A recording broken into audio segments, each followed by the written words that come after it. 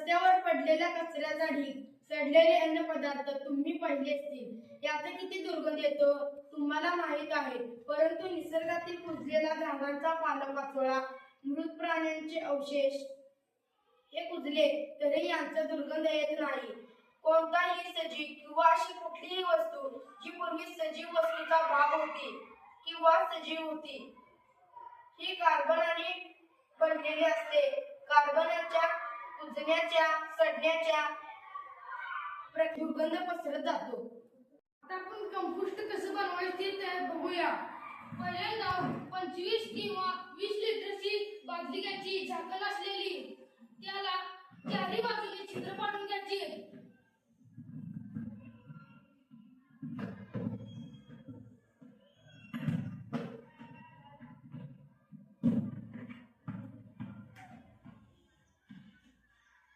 पहिल्यांदा मग विटांचा थर घ्यायचा।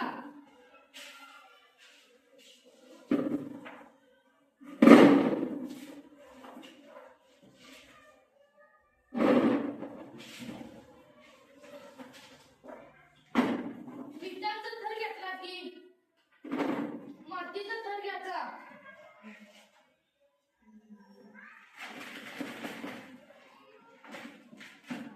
मातीचा थर घेऊन झाला की शेणकुट घ्यायची, 4-5 वड्या व खोबरेल तेल घेऊन आजूबाजूला चिलट बिलट बसू नयेत म्हणून कापराच्या वड्या ठेवावे।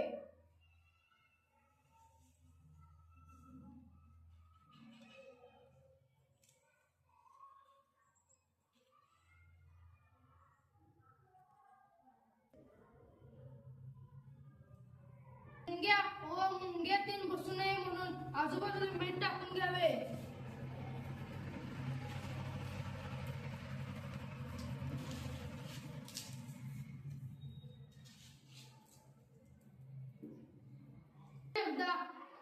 ताक टाकावे।